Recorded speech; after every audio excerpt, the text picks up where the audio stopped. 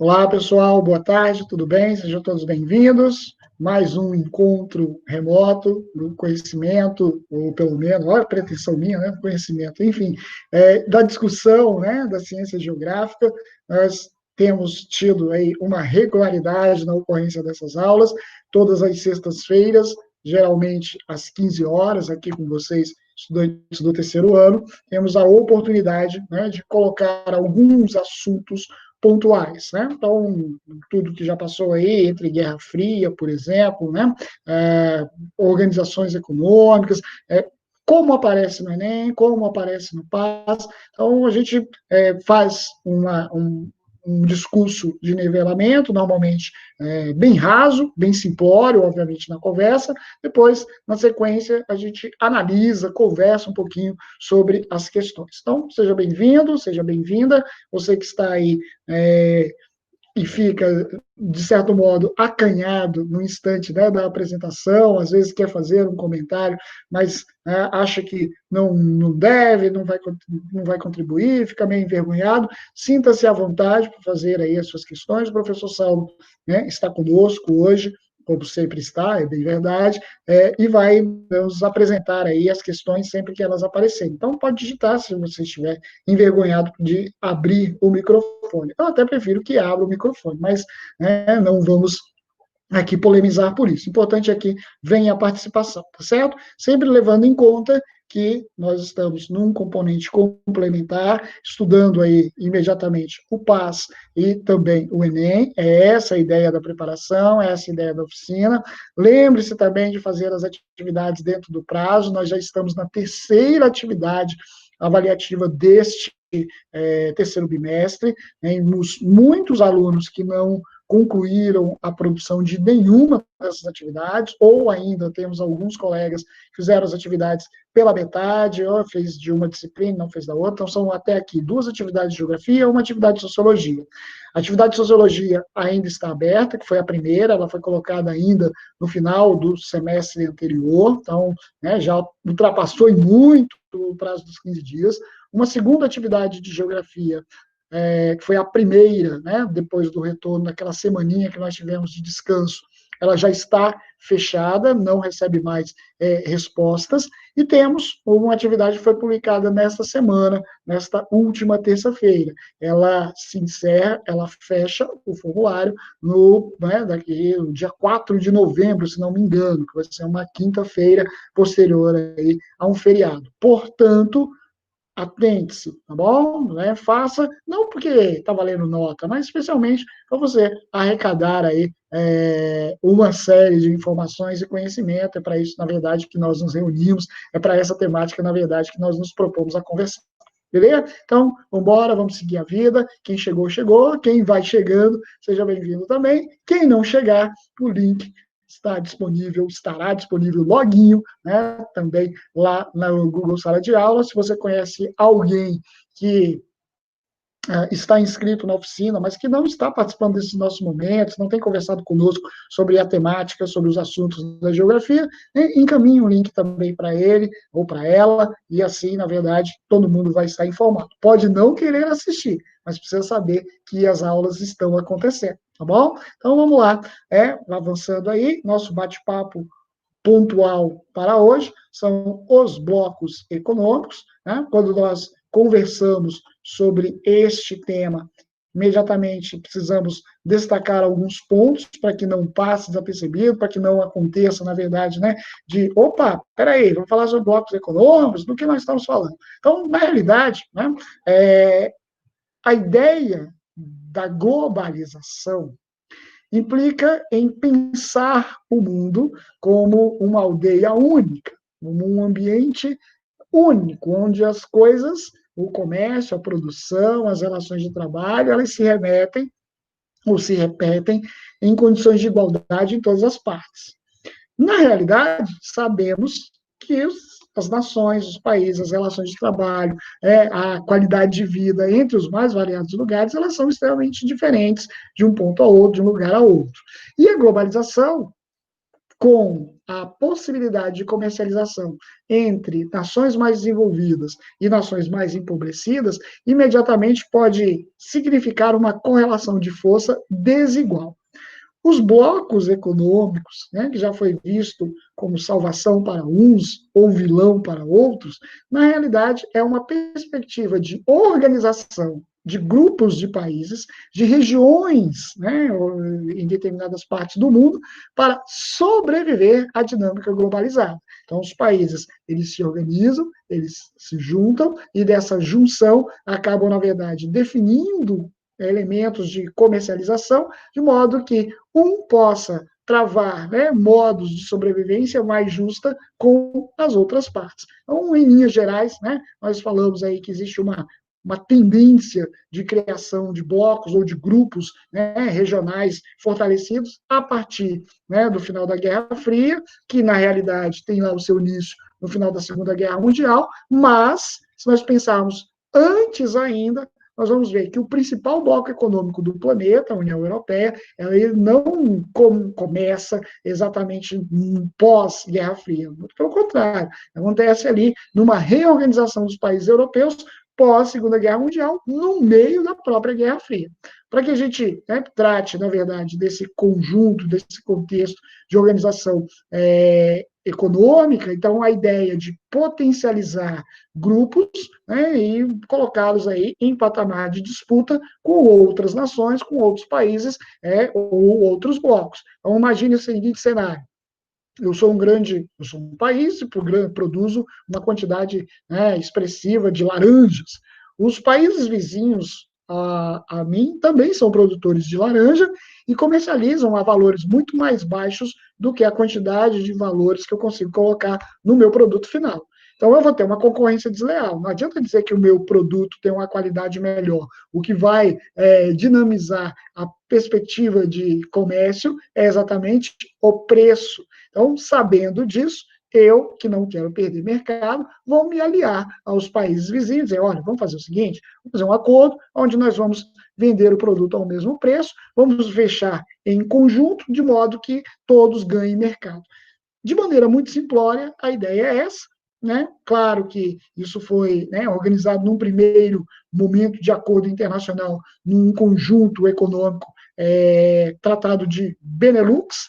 Então, foi uma redução de imposto, uma redução de tarifa, que a gente chama de tarifa aduaneira, né, aduana, entre 3 países, Bélgica, Holanda e Luxemburgo, né, os famosos Países Baixos. Então, esses 3 países, eles se unem, né, e acabaram, taxaram ali, né, cobraram um mesmo conjunto de imposto, assim, um vizinho do outro não era imediatamente concorrente do outro, como a gente vê dentro do próprio Estado brasileiro, né, na história da guerra fiscal, atraindo empresas para produzir de um lugar ao outro. Então, ocorrendo ali a Benelux, nós tivemos o embrião, né, para a formação consequente aí do que hoje a gente chama de União Europeia. Sem sombra de dúvida, o principal bloco econômico do mundo, o principal bloco econômico da atualidade.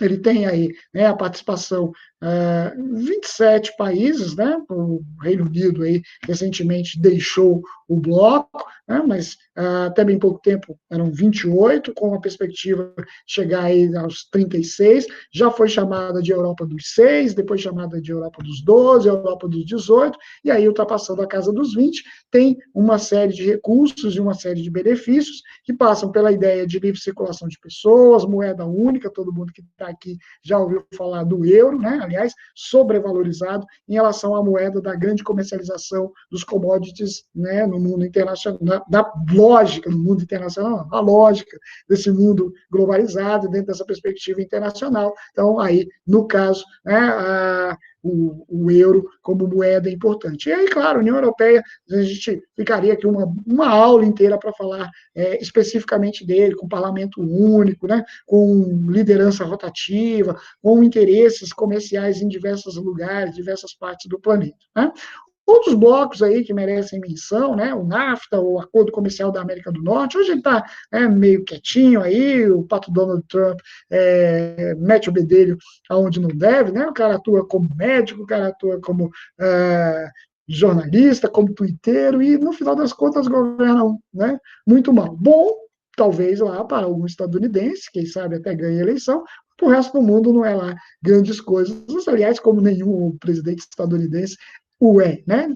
Tem que ser bom, na verdade, para o país dele, não necessariamente para o resto do mundo. E eles levam isso bem ao pé da letra. Mas o NAFTA, ele foi criado em 1993, né, um acordo comercial entre os países da América do Norte, portanto, Estados Unidos, Canadá e México, com a lógica de um livre comércio, e aí também cair ou caminhar para a ideia de livre circulação. Só que todos sabem, né, a entrada do México para os Estados Unidos não é algo aí tão simplório, tão tranquilo, tão amistoso. Né? Ainda no continente americano, a gente tem aí como marca o nosso bloco econômico, Hein, né, o professor Aldo? Mercosul. Oi, pode falar, professor. Professor Aldo, mas isso aí é porque o Donald Trump, pato Donald Trump, ele não quer tirar o serviço dos coiotes, cara. Tem isso, os coiotes vão ficar sem serviço. Entendi. Então deve ser o mesmo cenário, né, daquele acordo que existe entre o Detran, o DR e os vendedores de amendoim na BR. Os caras deixam engarrafar, colocando cone onde não devia, porque o sindicato dos vendedores de amendoim na BR fazem muita pressão, na verdade, para manter aí. Entendi, eu nunca tinha pensado por esse É, caminho. Né? Ele e mantém emprego, não contribui com o desemprego, por aqueles justo, indivíduos coiotes que ajudam ali, né, o meio do caminho, a entrada na área, no grande espaço libertador, no caso, os Estados Unidos da América. justo, Boa intervenção, professor Saulo, já vou justamente. utilizá-la. Agora falando sério mesmo, Aldo, essa semana mesmo passou uma reportagem na televisão sobre os filhos dos imigrantes que eram separados dos pais, justamente os mexicanos, as pessoas que entraram de forma ilegal nos Estados Unidos da América, né, lá aquela parada toda lá, e não sabem agora onde estão os pais. As crianças estão indo para lares adotivos. Fruto, e não era para ser assim, já que o NAFTA ele colocaria que existiria uma livre negociação, um livre trânsito, né? Um livre trânsito entre esses três países, né? Exato. Bom, Isso é uma clara evidência de que coisas. ele não está se preocupado com o outro, ele está preocupado com ele. Exatamente. É em nome, na verdade, de uma segurança contra o terror, né? São muitas variáveis aí nessa questão. Tá? Eu ia falando aqui do Mercosul, o Mercosul é, né, um caçulinha nessa história aí, em 1993, né, começa de um café entre o presidente argentino Raul Alfonsín e o José Sarney, aqui em Brasília, em 1989, os caras começam a traçar o caminho do que viria a ser o mercado comum dos países do Cone Sul, mas efetivamente, né, passa a funcionar depois de acordos realizados no curto governo do senhor Fernando Collor de Mello, e aí convidados, né, os paraguaios e os uruguaios. Então, a partir de 93, efetivamente, o Mercosul começa a funcionar e ainda hoje, né, luta aí, na verdade, pelo reconhecimento de uma junção, de uma união aduaneira, de um bloco econômico eficiente. Claro que tem muita gente lutando contra, inclusive o próprio governo brasileiro, mas isso é uma outra história. Nós temos os membros fundadores, nós temos os membros convidados, né, nós temos os membros associados, é assim, na verdade, a estrutura do Mercosul, os membros fundadores, Brasil, Argentina, Paraguai, Uruguai, os membros associados, nós temos aí, né, Equador, Chile, Colômbia, Peru, Bolívia, né, também a própria participação aí da Venezuela. A Venezuela entrou no grupo seleto, né, quando esteve com a economia mais pujante, daí uma das broncas do atual governo brasileiro com esse funcionamento do Mercosul. E aí nós temos os membros convidados, como eu disse, o próprio México. Pô, mas o México vai estar com o acordo dos países do Cone Sul? Pois é, mas ele é tão maltratado lá no NAFTA, né, no acordo dos países da América do Norte, que um acordo comercial entre Brasil e México auxiliou bastante, né, o trânsito econômico entre essas duas nações, Brasil e México, e, aliás, né, com todos os outros países do Mercosul também. Então, você, né, certamente vê muitos veículos circulando aí pelas ruas, né, da nossa cidade, que foram fabricados no México e talvez nem saiba, especialmente veículos da marca Volkswagen, que é uma marca alemã, ou veículos da marca Ford, que é uma marca estadunidense, mas que tem a sua plataforma de produção dentro do território mexicano, assim como o Brasil também tem a sua plataforma de produção e exporta seus veículos, né, destas marcas que não são brasileiras para outras partes do mundo. Só para finalizar e para a gente chegar aos exercícios, né, rapidamente, lembrar que quando nós falamos de blocos econômicos, nós podemos, na verdade, distribuir em 4 contextos, 4 conjuntos, 4 características distintas. As áreas que são zonas de livre comércio, geralmente são áreas que têm redução ou nenhuma taxa aduaneira, né, nenhum imposto para a entrada de mercadoria. Tá? Então, essa zona de livre comércio, nós até conhecemos alguns cenários, não para o mundo, mas internamente, né? Vocês já devem ter ouvido falar a Zona Franca de Manaus, onde produtos são, né, manufaturados lá na cidade, né? Capital do estado do Amazonas, e então temos fábricas de motocicletas, fábricas de eletrônicos, né, que obviamente garantem aí geração de emprego e preços mais satisfatórios, né, daquilo que foi produzido dentro do território nacional. Mas para um bloco econômico, essa zona de livre comércio, ela implica, na verdade, em liberação de imposto na circulação de mercadorias de uma nação a outra, de um país a outro. Bem, outro fator, né, além dessa zona de livre comércio, união aduaneira. Então, você cria, na verdade, uma tarifa de comércio comum, né? Uma tarefa, dizendo, quanto custa para entrar um iPhone no Brasil? Ah, não sei, mas é a mesma coisa que para entrar um iPhone na Argentina, porque senão a gente começa a ter problema. Os produtos, né, importados, eles começam a optar a entrar em determinados países, onde os valores que serão contabilizados na importação serão mais favoráveis ou menores, em favor, lógico, do importador ou do exportador, dependendo de quem vai pagar a conta ou quem vai receber a conta no final. União aduaneira também é um elemento, na verdade, então, relevante, junto com a zona de livre comércio, mas não menos atraente a ideia de mercado comum. Esse é o terceiro elemento que forma, né, ou que compõe ali a estrutura de um bloco econômico. Então, é um passo mais avançado nesse cenário, né? Os países começam a integrar, muito além das tarifas, mas também a circulação de mercadorias, a circulação de capital, né, sem taxação, e a circulação de pessoas. Então, eu, geógrafo, professor de geografia, tenho a possibilidade de trabalhar com a minha formação, com o meu diploma, em um outro país, integrante, por exemplo, do Mercosul, posso dar aula de geografia lá na Argentina sem validar, ou alguém que se formou em medicina lá na Bolívia, por exemplo, possa vir atuar aqui sem precisar validar o diploma. É essa a ideia, né, de um mercado comum. A Europa é o único ambiente onde funciona efetivamente esse mercado comum. Você circula pela Europa, né, de um país ao outro, como se estivesse indo de um estado ao outro dentro do território brasileiro. Lá, no caso, né, um espaço continental, um país ao outro, com facilidade de entrada. Então, essas placas que estão nos carros, nos nossos carros aí, né, plaquinha do Mercosul, azul e branco, imagino que vocês já estejam vendo pelas ruas, ela já é um passo, né, preparando aí para, quem sabe, daqui a um tempo, a ideia de uma livre circulação, de um mercado comum, onde encontraremos, então, né, visitantes do nosso espaço de mercado em todas as outras partes, né, porque, na verdade, não vai precisar pagar tanto, né, ou ter tantos impostos impedindo a sua entrada num passeio, seja do Brasil para a Argentina, seja da Argentina para o Uruguai, do Uruguai ao Paraguai, e tanto faz, tá bom?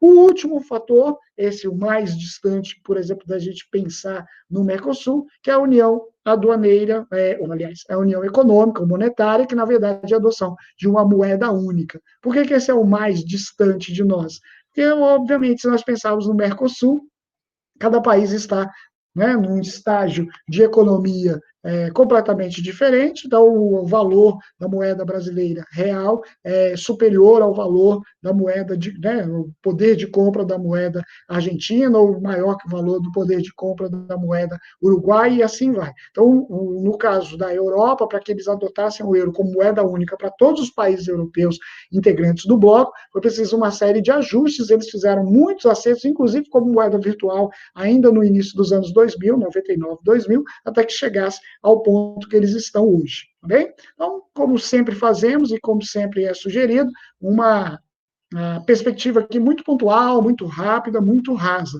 Vamos aí direto ao exercício. O professor Saulo quer comentar algo enquanto eu mudo aqui o slide, ou está tudo bem? Nada? Não estou Dá para entender vendo, deixa eu legal, ver. meu amigo. Dá para entender legal, tá? A aula tá perfeita.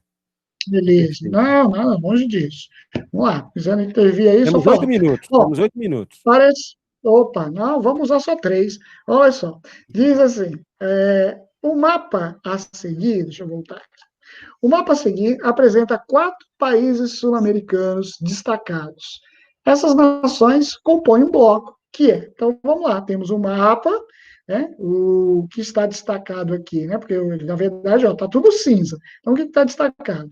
Aqui, Brasil, aqui embaixo, um antigo Estado brasileiro, o Uruguai, aqui maiorzinho, a terra do Messi, né, e do Maradona, e do Che Guevara, a Argentina, e aqui uma localidade que sofreu as consequências, né, de um Brasil malvado. Né?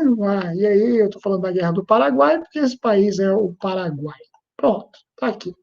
Muito bem. Se estão destacados esses 4 países sul-americanos, eu nem preciso pensar muito, né? Porque ele quer saber qual é o nome do bloco econômico que predomina aí.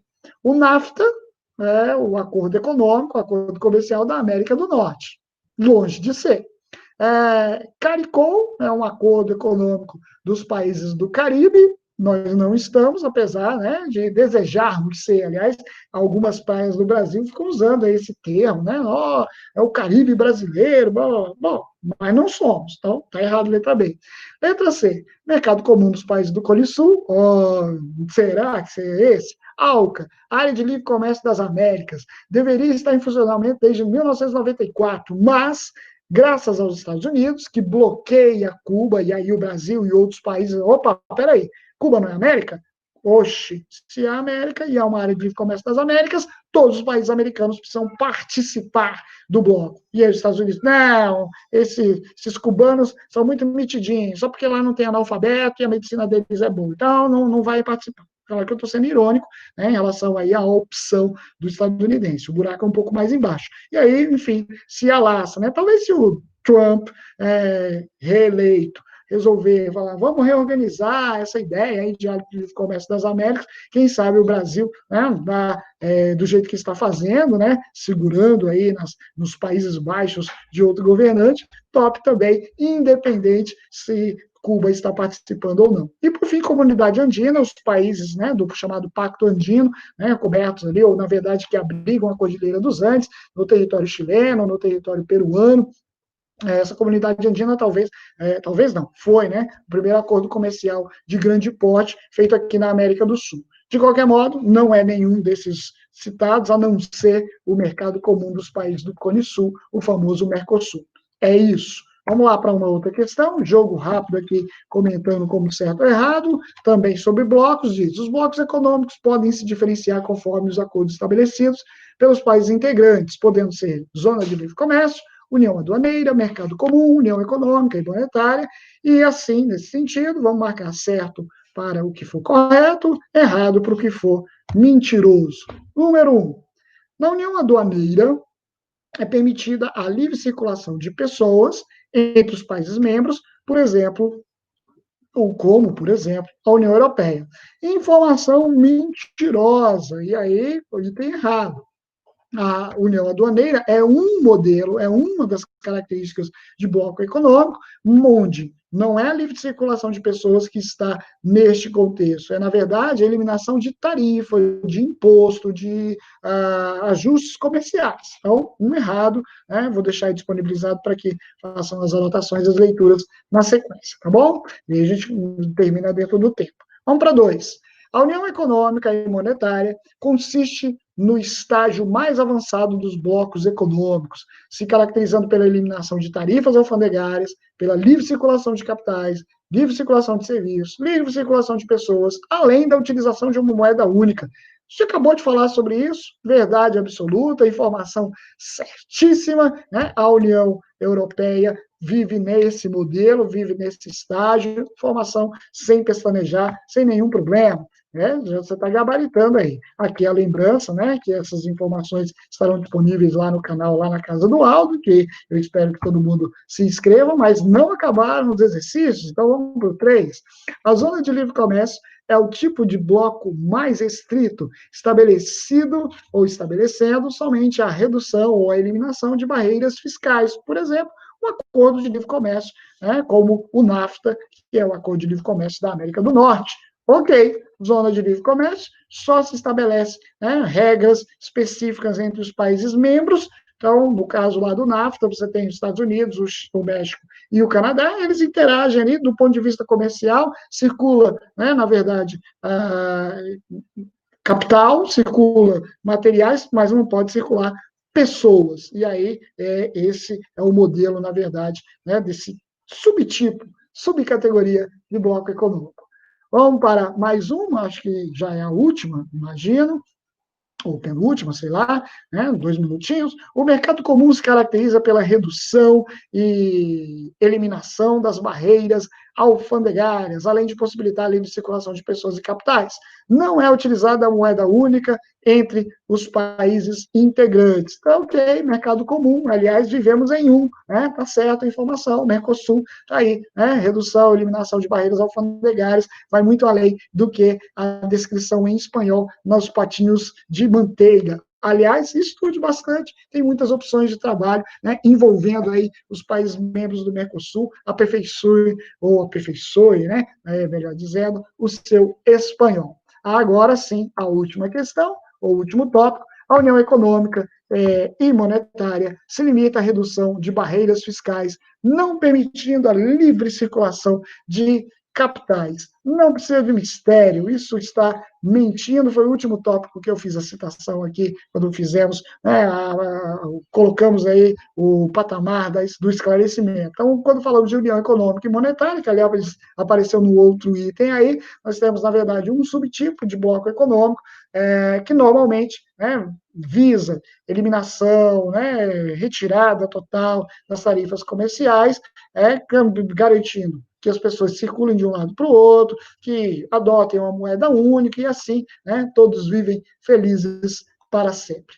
Bem, no limite, né, da nossa conversa, agradecido aí por mais uma sexta-feira geográfica, espero, né, que a gente tenha saúde, condições, né, inclusive de eletricidade, de tecnologias, para bater um papo por muitas outras tantas sextas-feiras. Agradecer a presença de todo mundo, em especial do professor Saulo, que está sempre aí dando uma força. Semana que vem teremos mais encontros, né? Veremos aí, no decorrer da semana, os convites que vão aparecer e as informações de quais os cursos. A geografia volta daqui a 15 dias. Professor Saulo, contigo aí. Sim, Aldão, sim, só para lembrar, semana que vem nós teremos uma discussão muito boa no segundo ano sobre família, tá? O que é família, inclusive está aí, foi manchete de jornal hoje, né, do jornal hoje, mas é família. Vamos trabalhar também o vídeo Aparências, que foi já postado no mural, vamos trabalhar o vídeo Aparências no terceiro ano, tá? Para encerrar o assunto sobre a Escola de Frankfurt, e a aparência que é de um ator aqui do Gama, Adilson Motor, e vamos trabalhar no primeiro ano com a ideia de introdução sociológica, a socialização, principalmente lembrando que agora nós temos essa pandemia, o que é socialização nesse novo olhar dessa pandemia, tá ok? Então não percam, próxima sexta-feira, às 14 horas. Vou soltar o convitezinho na segunda-feira, ok, galera? Porque na terça tem publicação de material. É isso, ok? Obrigado aí, pessoal. Valeu. Qualquer coisa, deixa o seu recado, sua dúvida no mural lá da sala de aula. É mais acessível. A gente não visualiza os comunicados que vocês fazem direto da atividade. Né? É muito mais prático, muito mais apto para atendê-los pelo mural. Então, use o mural. Escreva, descreva, questione, participe, tá bom? Bom final de semana a todos. Logo mais, esse link aqui também lá na sala de aula Google, divulgue também para os amiguinhos. Grande abraço, valeu, Saulo. Tchau, tchau, gente. Tchau, tchau.